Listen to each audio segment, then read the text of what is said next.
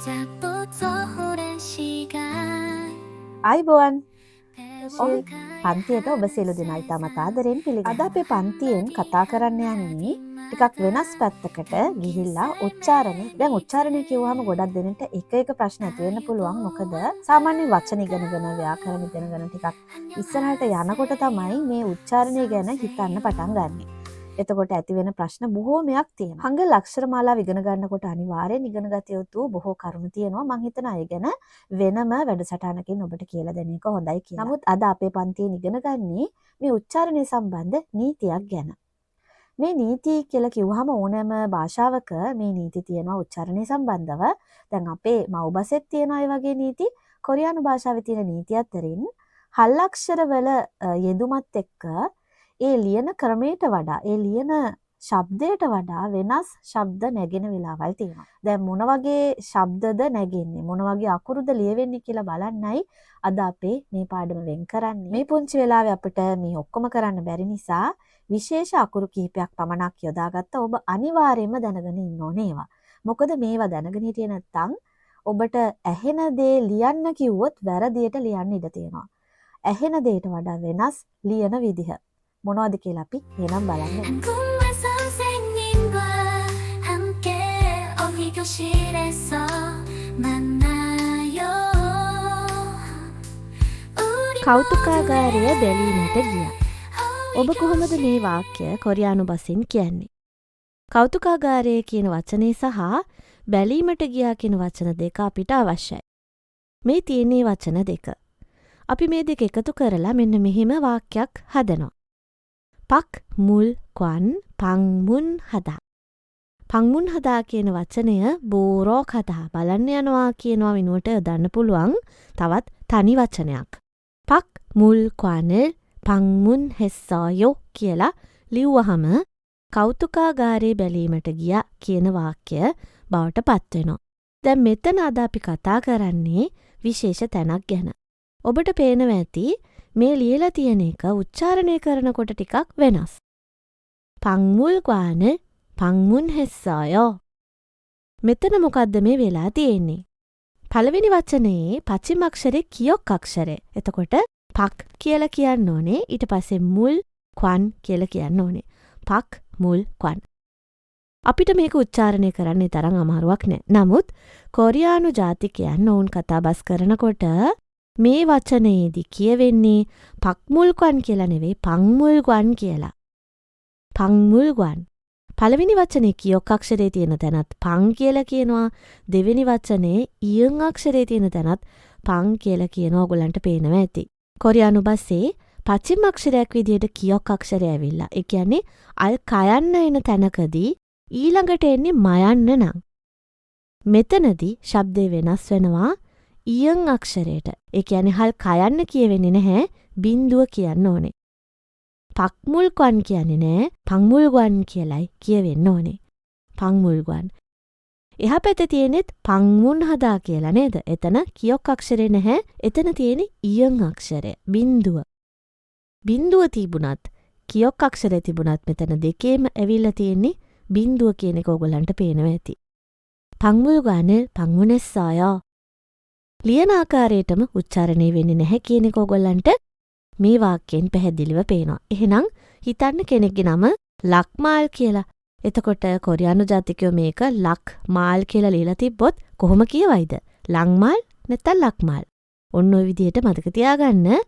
අල් කයන්න ඊට පස්සේ මයන්න එන තැනදී බිඳුව බවට පත් වෙනවා කොරියානු භාෂේ වචන උච්චාරණය කරනකොට.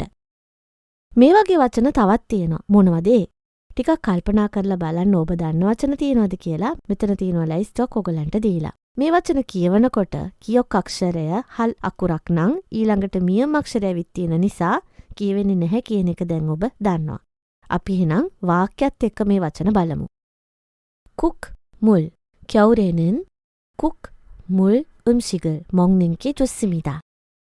මේක අපි කියන්න ඕනේ 겨울에는 국물 음식을 먹는 게 좋습니다. කියලා. කුම්මුල් 음식. කුම්මුල් කියලා කියන්නේ හොදි වර්ග, දියර වර්ග කියන එක. දියර වර්ග තියෙන ආහාර කන එක හොඳයි සීත කාලේ. ඊළඟ වචනය යක් මුල්. 수술보다는 약물로 치료하는 것이 더 좋습니다. 우차르네 웬노네 수술보다는 약물로 치료하는 것이 더 좋습니다. සැත්කමක් කරනවට වඩා බෙහෙත් වලින් ප්‍රතිකාර කරන එක හොඳයි. සැත්කමක් කරනවා නම් අපේ ඇඟ කපලා ඒ වගේ ලොකු දෙයක් කරන්න වෙනවනේ. එහෙම නැතුව බෙහෙත් වලින් ප්‍රතිකාර කරන එක හොඳයි කියලා කියන්නයි මේ අවස්ථාවේ මෙහෙම පාවිච්චි කරලා තියෙන්නේ. ඊළඟ වචනයට යනවා 식물 원. 동물원 앞에 식물원이 있어요. 우차르네 කරන්න ඕනේ ක්‍රමය තමයි 동물원 앞에 식물원이 있어요. 식물원 이 කියලා කියන නිසා නී කියලා විත් තියෙනවා. 식물원이 있어요. ගස් වවලා තියෙන තැනකට 식물원 කියලා කියනවා. සාමාන්‍යයෙන් 동물원 සත්තු බලන්න තියෙන තැන්වල එහා පැත්තේ ගසුත් බලන්න ප්‍රදර්ශනාගාර තියෙන අවස්ථා තියෙනවා. 동물원 앞에 식물원이 있어요. අපි ඊළඟ වාක්‍යයට යනවා. 악마. 악마 කියන්නේ 약시아ට. 악마는 사람의 나쁜 마음을 상징합니다. මේක උච්චාරණය වෙන්න ඕනේ 악마 කියලා. 악마는 사람의 나쁜 마음을 상징합니다. මිනිස්සුන්ගේ නරක සිත සංකේතවත් කරනවා. 상징하다 කියන්නේ සංකේතවත් කරනවට මේක උච්චාරණය වෙන විදිය බලන්න. 악마는 사람의 나쁜 마음을 상징합니다. කියලා කියන්න පුළුවන්. ඊළඟ වචනය quit 속말. 영수는 quit 속말로 මේක කියවන්න ඕනේ. 영수는 quit 속말로 시험 점수를 말했다. 영수 රහසින් එක්සෑම් එකේ විභාගයේ ලකුණු කිව්වා. රහසින් කිව්වේ කාටවත් ඇහෙන්නේ නැති වෙන්න. quit කියලා කියන්නේ කනට ලං කරලා රහසින් කියන දේවල් වලට quit 속말 කියලා කියනවා. මේක උච්චාරණය කරනකොට quit 속말로 කියලා කියවෙන්න ඕනේ. quit 속말로 시험 점수를 말했다. quit 속말로 시험 점수를 말했다. ඊළඟ වචනේ බලන්න යනවා. 100만. 이 자전거는 100만 원을 주고 샀습니다. මේක 우차르네 වෙන්න ඕනේ. 이 자전거는 100만 원을 주고 샀습니다. 100만 원을 උච්චාරණය බලන්න වෙනස් වෙලා තියෙන හැටි කියොක් අක්ෂරේ නැති වෙලා බිඳුව ඇවිල්ලා තියෙනවා නේද? ඊයන් අක්ෂරේ ඇවිල්ලා තියෙනවා. පෙන් කියලා කියවෙන්න ඕනේ. මේ බයිසිකල් එක මෙච්චර ප්‍රමාණයක් මුදල් දීලා මිලදී ගත්ත කියලා තියෙන්නේ. ඊළඟ වචනය කුක් මින්. මේ කුක් මින් කියන වචනය ජනාධිපතිවරයෙක් ජනතාව අමතා කතා කරනකොට මුලින්ම මෙන්න මෙහෙම කියනවා.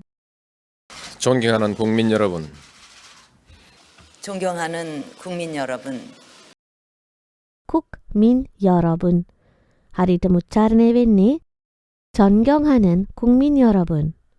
국민 여러분. 국민. 국민 කියලා කියන්නේ රටේ වැසියන්ට. 국민 කියලා ලිව්වට කියවෙන්න ඕනේ 국민 කියලා. ගෞරවනීය රටවැසියනි කියලා තමයි කතාව ආරම්භ කරන්නේ. ওই විදිහට අපි කියොක් අක්ෂරය සහ මියම් අක්ෂරය එකට එනකොට හල් අකුරක් එක්ක මියම් අක්ෂරය එනකොට ඊයන් බවට පත්වන හැටි බැලුවා. ඊළඟට අපි බලනවා මියම් අක්ෂරය නෙවෙයි නියන් අක්ෂරය ගැන. ඒ කියන්නේ නායන්න. අල් කයන්නට පස්සේ නායන්න ආවත් බිඳුව අනුස්වාරය. ඒ කියන්නේ ඊයන් ස්වරය එන්න ඕනේ. මොන වගේ වචනවලටද මෙහෙම යෙදෙන්නේ කියලා බලමු. ඔබත් හිතලා බලන්න මොන වගේ වචනද තියෙන්නේ කියලා. අපේ ලංකාවට ඉහළින් තියෙන ලොකු ඉන්දියාව කියන රටේ ලක් නව් කියලා තියෙනවා නේද? මේ වචනේ අල් කයන්නට පස්සේ නයන්න ඇවිල්ලා තියෙනවා. මෙන්න මේ වගේ වචන ගැනයි අපි දැන් බලන්න ඕනේ. ඔවුන් කියන්නේ ලං නව් කියලාද නැත්නම් වෙන ක්‍රමයකට කියනවාද? පොඩ්ඩක් හොයලා බලන්න. අල් කයන්නට පස්සේ නයන්න එන තැන්වල නම් බවට පත් වෙනවා. අල් කයන්නට පස්සේ නයන්න ආවහම ලං නව් කියනවා වගේ තමයි මතක තියාගන්න ඕනේ. ඔයගලන්ට මේ වගේ වචන මම දෙන්නේ මේ උච්චාරණ නීතිය මතක තියාගන්න. ලං මාල්, ලං නව් ඔය වගේ වචන ඔයගලන්ට දුන්නේ මේ උච්චාරණ නීතිය මතක තියාගැනීම සඳහා. ඒ වචන මතක තියාගෙන කොරියානු වචන කොහොමද උච්චාරණය වෙන්නේ කියලා බලන්න ඒ විදිහට පුහුණු වෙන්න. අපේ පළවෙනි වචනේ තමයි හක් න්‍යොන් කියන එක. හක් න්‍යොන් කිව්වහම වසර කියන තේරුම. අධ්‍යයන වර්ෂය. පාසල්වල අධ්‍යයන වර්ෂ තියෙනවා. අපි කියනවා 1 වසර, 2 වසර, 3 වසර කියලා. විශ්වවිද්‍යාලවලත් අධ්‍යයන වර්ෂ තියෙනවා. පළවෙනි වසර, දෙවෙනි වසර, තුන්වෙනි වසර ওই විදිහට. මේ වෙලාවට යොදන වචනයක් තමයි හක් න්‍යොන් කියලා කියන්නේ. ආයිගා ජුන්හක්යෝ සම් හක් න්‍යොන් ඊයෝ කියලා ලියලා තියෙනවා. මේක උච්චාරණය කරන්න ඕනේ. ආයිගා ජුන්හක්යෝ සමං න්‍යොන් සම් හං න්‍යොන් කියලා තමයි තියෙන්නේ නේද? හක් න්‍යොන් කියන්නේ සම්හං න්‍යොන් ඊයෝ කියලා කියන්න ඕනේ. ජුන්හක්යෝ කියන්නේ ද්විතීක පාසල. ප්‍රාථමික පාසල තියෙන 6 වසර දක්වා 7 වසරේ ඉඳන් වගේ තමයි ජුන්හක්යෝ කියන පාසලට යනවා. ජුන්හක්යෝ කියන පාසලේ පළවෙනි වසර තමයි ජුන් ඉල් කියලා කියන්නේ. ජුන්හක්යෝ සමං ඊළඟට එන වචනය මක් නේ. මොකද්ද මේ මක් නේ කියන්නේ? සාමාන්‍යයෙන් පවුලක කීප දෙනෙක් ඉන්නකොට දරුවෝ අපි බඩ පිස්සා කියනවා පුංචිම එක්කෙනාට. බඩ පිහලා දැම්මා කියන තේරුමින්ලු එහෙම කියන්නේ. පවුලේ අන්තිමයා නේද? බාලම කෙනා. බාලයා කියන වචනෙන් තමයි මක් නේ කියන වචනේ යොදන්නේ. බාලම ළමයා විශ්වවිද්‍යාලයට යනවා කියලා තියෙනවා. දැන් මේක උච්චාරණය කරන්නේ කොහොමද ඔබ දන්නවා? මංනේ කියලා කියන්න ඕනේ. මංනේ.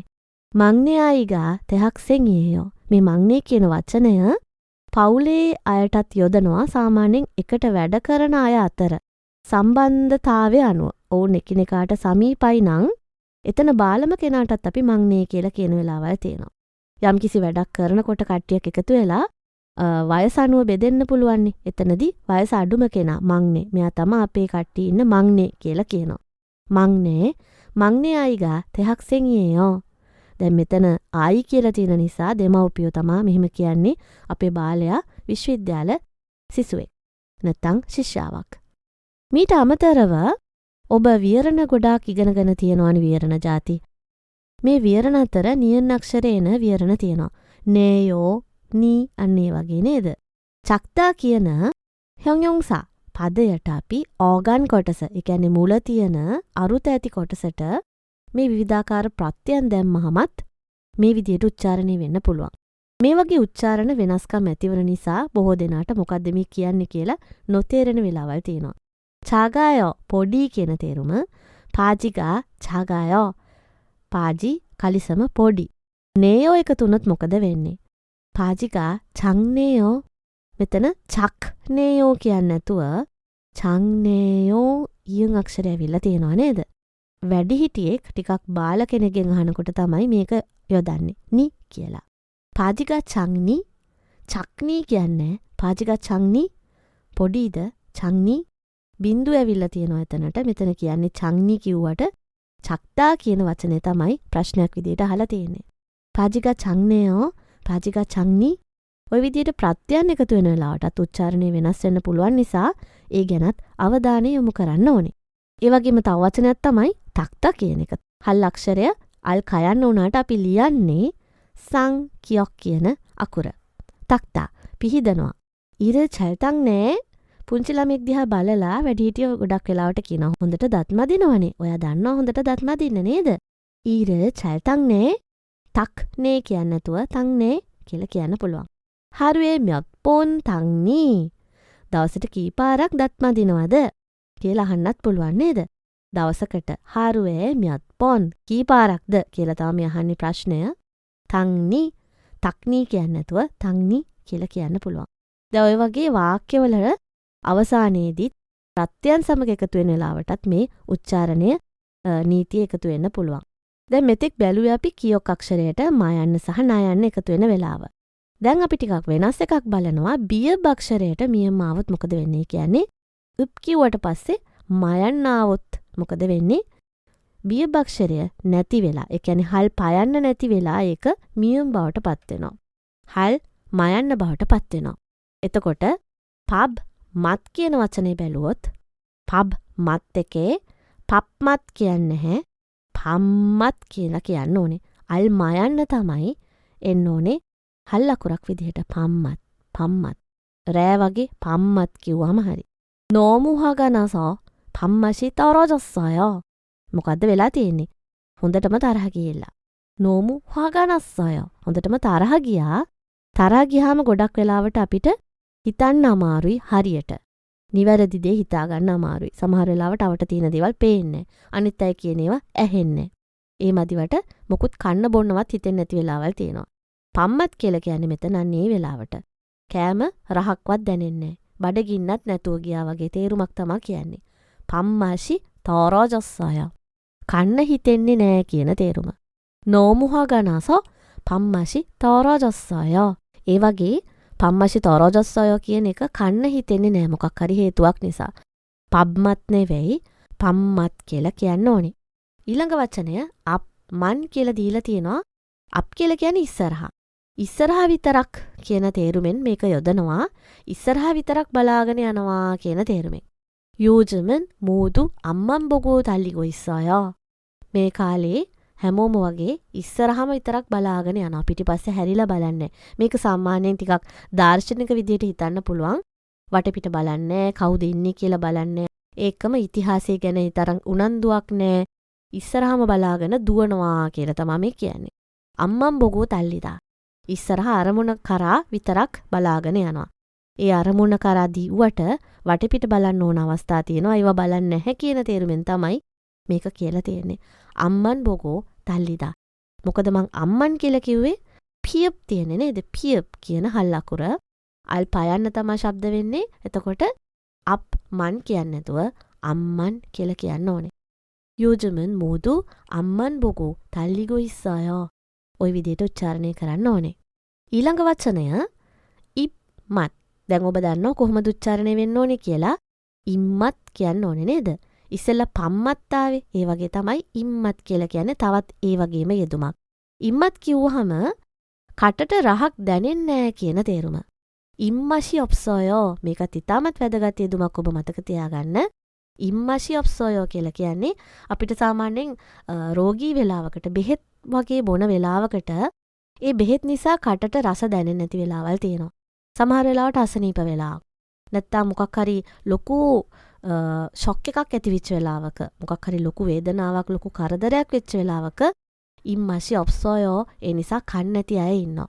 ඉතින් ඒ වගේ කන්නේ නැති හේතුව කටට රහක් දැනෙන්නේ කෑමට ආසාවක් නැති බව තමයි මෙතනින් පෙන්වන්නේ. කෑම ගැන ඒ තරම් හිතන්නේ කන්න බෑ කියලා කියන්නේ ඉම්මෂි ඔප්සොයෝ කියන හේතුව මත. මෙතන වාක්‍යය බලන්න. අප්පාසෝ යාගල් මොක්කෝ ඉන්නන්දේ ඉම්මෂි ඔප්සොයෝ. අසනීප නිසා බෙහෙත් බොනවා. බෙහෙත් බොන නිසාද කොහෙද? ඒ තරම් කන්න රහක් කටට රහක් දැනෙන්නේ නැහැ. ඉම්මෂි ඔප්සොයෝ. ෂියොත් අක්ෂරයට එහා පැත්තේ ඊ තියෙන නිසා ෂියොත් අක්ෂරේ ඊ සමග එකතු වෙලා තමයි ෂී හැදිලා තියෙන්නේ.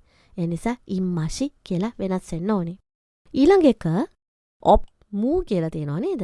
මෙතනත් බීව් අක්ෂරය ඇවිත් තියෙන්නේ ඊළඟට මියම් ඇවිල්ලා තියෙනවා. වැඩ කරන්න තියෙන වැඩ කටයුතු වලට අම්මූ කියලා කියනවා. මොකක් හරි ආයතනයකට බැඳුනට පස්සේ ඔබට විස්තර කරලා දෙන්න ඕනේ ආයතනෙන් මෙන්න මේ කොටස තමයි ඔබට කරන්න තියෙන්නේ. ඔම්මු. අද දවසට කරන්න තියෙන වැඩ ගොඩායි. අද මට යෙදිලා තියෙන වැඩ ඔම්මු ගොඩක් තියෙනවා. මේ වාක්‍යය බලන්න. 처리해야 할 업무가 산더미 같아요. මෙතනත් ඉතාමත් වැදගත් යෙදුම් කිහිපයක් තියෙනවා. 처리하다 කියලා කියන්නේ මේ වැඩේ කරලා අවසන් කරලා ප්‍රතිඵල පෙන්වන්න ඕනේ. 처리하다. මගේ වගකීමක් තමයි ඒක. 처리해야 할 업무 කරන්න තියෙන වැඩ මොකද්ද මේ 산더미 කියලා කියන්නේ? කන්දක් වගේ. කන්දක් තරමට තියෙනවා. 산더미 같아요 කිව්වහම කන්දක් තරමට වැඩ තියෙනවා කියලා තමයි මෙතන කියලා තියෙන්නේ. බලන්න ගොඩාක් විස්තර තියෙනවා මේ වාක්‍යය ඇතුලේ. මට කරන්න පැවරිලා තියෙන වැඩ කන්දක් තරමට ගොඩාක් තියෙනවා කියලා තමයි මෙතන කියන්නේ. අම්මු කියන වචනේ උච්චාරණය හොඳින් මතක තියාගන්න. මෙන්න මේ වචන අවසානයේට ප්‍රත්‍ය එකතු වුනහම කොහොමද වෙනස් වෙන්නේ කියන එකත් පොඩ්ඩක් දැනගෙන ඉන්නේ කොහොඳයි. හල් පයන්න උච්චාරණය වෙනවා මෙතනදී. අප්තා, නොප්තා, චුප්තා, තොප්තා හැම එකකම අල් පයන්න ඇහෙනවා නේද? අපි උදාහරණ බලමු. ඔප්තා. ඔප්නි. එහෙම උච්චාරණය කරාම හරියද? නෑ. ඔම්නි වෙන්න ඕනේ නේද? ඔම්නි, නොප්තා, නොම්නි, චුප්තා, චුම්නි, තොප්තා, තොම්නි, ඒකම තවත් තියෙනවා. ඔප්නා කියන එක ඔම්නා වෙන්න ඕනේ. තොප්නා කියන එක තොම්නා වෙන්න ඕනේ.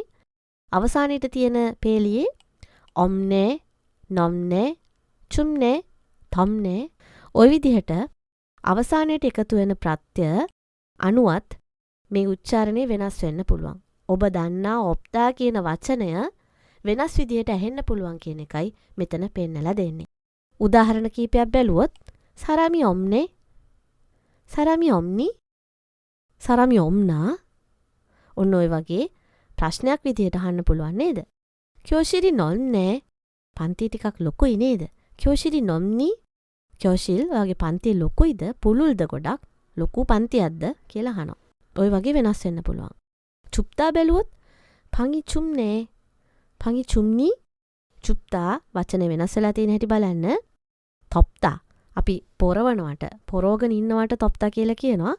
이불을 덥다. 이불 කියන්නේ පොරවනේ. 이불. 이불을 덮네. 이불을 덮니? 이불을 덮나? ඔය විදිහට නියන අක්ෂරය එන ප්‍රත්‍යවලදී වෙනස් වෙන වෙලාවල් තමයි මේ පෙන්නලා දීලා තියෙන්නේ. මුරි කිම්නේ. මුරි කිම්නි? වතුර ගැඹුරුයි කියන තේරුම නේද? ගැඹුරුයි කියන වචනයට නේ නී දාලා මේ විදිහට වෙනස් උච්චාරණය ඔබට බලා ගන්න පුළුවන්. ওই විදිහට අපි පියප් අක්ෂරයත් එක්ක නියන වෙන ආකාරය බැලුවා. ඒ වගේ වචන මතක තියාගන්න උච්චාරණය අනිවාර්යෙන් පුහුණු වෙන්න.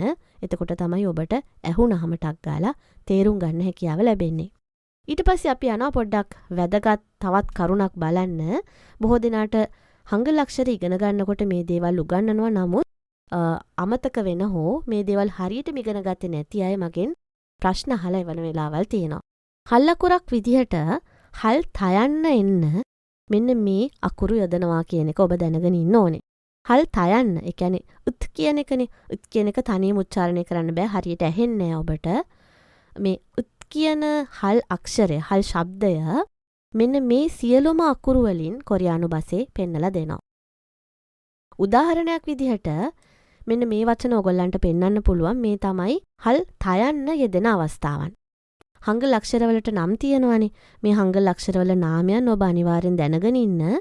මොකක් හරි වචනයක් ගැන කතා කරනකොට අපිට ඒ නාමයන් වැදගත් වෙනවා. මම මේ ටික එක දිගට කියාගෙන යන්නම්.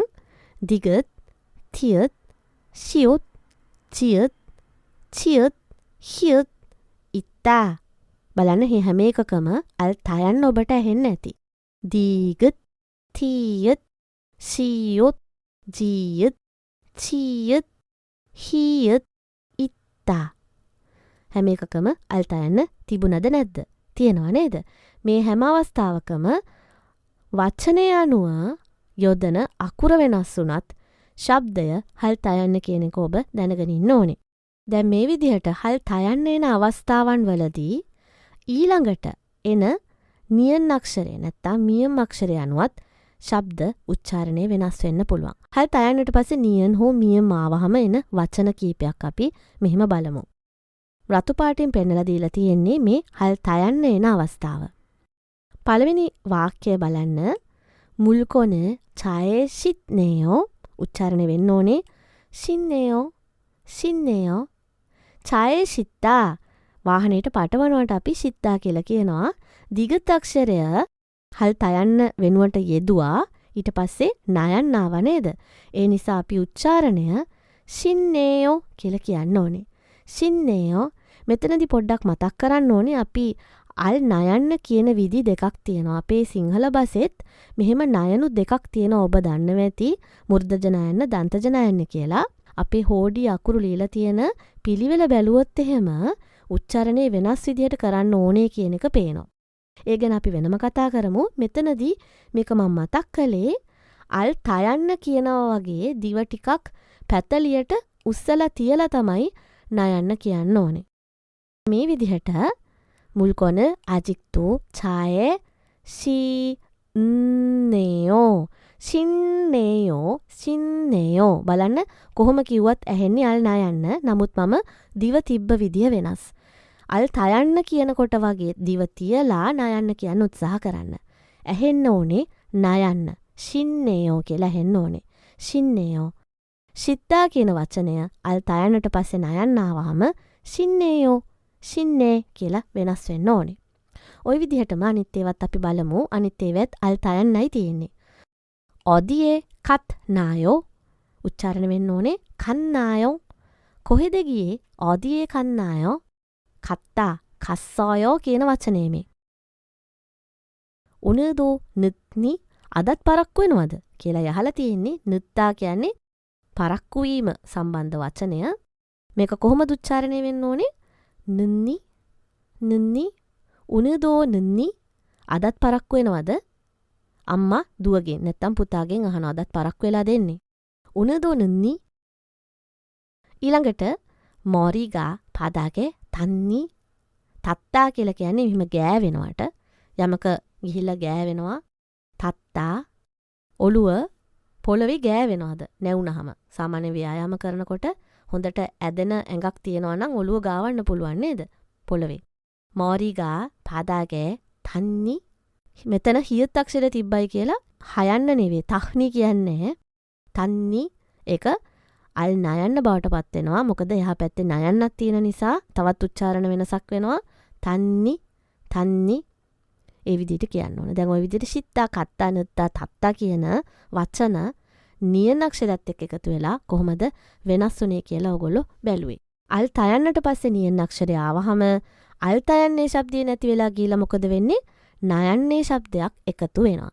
ඒ වචන ඔයගොල්ලෝ දැනගන්න ඕනේ. තවත් වචන තුනක් තියෙනවා මේ විදිහට. කත්නි මත් නායෝ කොත් මල්. ඔය වචන කොහොමද උච්චාරණය වෙන්න ඕනේ? කන්නි මන්නායෝ කොන්මල් කියලා කියන්න පුළුවන්. ඔය විදිහට උච්චාරණය වෙනස් වෙන වෙලාවල් ඕගොල්ලන්ට පෙන්නලා දුන්නේ. අපි බලපු වචන දැන් ඕගොල්ලන්ට මතක ඇති. හල් කයන්න, හල් පයන්න, හල් තයන්න කියන අකුරුත් එක්ක නියන් මියම් ආවහම කොහොමද වෙනස් වෙන්නේ කියලා බැලුවා. මෙතන මෙන්න මේ වචන ගැන ඔබ අවධානය යොමු කරන්න ඕනේ. මේ දේවල් වලට අවධානය යොමු කරමින් කියවලා බලන්න. 오늘 아침에 막내 아이랑 같이 박물관을 방문했습니다. 오늘 아침에 막내 아이랑 같이 박물관을 방문했습니다. 만난 망고 아이스크림을 먹고 박물관에 들어갔는데 아무도 없는 것을 보고 막내가 오늘 문 닫나? 라고 말했습니다. 만난 망고 아이스크림을 먹고 박물관에 들어갔는데 아무도 없는 것을 보고 막내가 오늘 문 닫나? 라고 말했습니다. 그때 생각났습니다. 그때 생각났습니다. 매주 월요일은 박물관 문 닫는 날입니다. 매주 월요일은 박물관 문 닫는 날입니다. 오늘은 박물관이 문 닫는 월요일입니다. 오늘은 박물관이 문 닫는 월요일입니다. අද අපි බලපු වචන මතක තියාගන්න හොඳට කියක් පිය තිගත් වගේ අක්ෂර වලින් එන ශබ්ද. හල්ලකුරු කා පා තා වගේ හල්ලකුරු වලට පස්සේ නියන අක්ෂරේ මියම් අක්ෂරේ එන වෙලාවට කොහොමද වෙනස් වෙන්නේ කියන එක අපි බැලුවේ. වචනවල තේරුම් අපි බැලුවා. වචනේ උච්චාරණය කරන හැටි කතා කළා. ඊට පස්සේ වචන වාක්‍යවල යෙදෙන හැටි පවා ඔබට පෙන්නලා දුන්නා. ඒකම අවසානයේ වාක්‍ය කියවලත් බැලුවා. මීට අමතරව මේ උච්චාරණය සම්බන්ධ පාඩමක් වුණත් බොහෝ වචන ඔබ ඉගෙන ගන්න ඇති කියලා හිතනවා. මේ වාක්‍ය වලින් මේ දේවල් සියල්ල හොඳට පුහුණු වෙන්න තවත් අලුත් වචන තියෙනවද කියලා බලන්න. මේ වගේ උච්චාරණය වෙනස් වෙන. ලියන ආකාරයටම උච්චාරණය කරන්නේ නැති අවස්ථා ගැන යත අපි බැලුවේ. තවත් ඕවි පාඩමකින් ඔබට අලුත් දේවල් අරගෙන එන්නම්. මේ පාඩම් ඔබ දන්නා කොරියානු භාෂාව උගන්වන ඒකම ඉගෙන ගන්න හැමෝටම බෙදලා දෙන්න. සබ්ස්ක්‍රයිබ් කරන්න, ලයික් කරන්න. ඔබ කැමති දේවල් ලියන්න. නැවත හමු වෙමු. ඔබට සුබ දවසක්. 실에서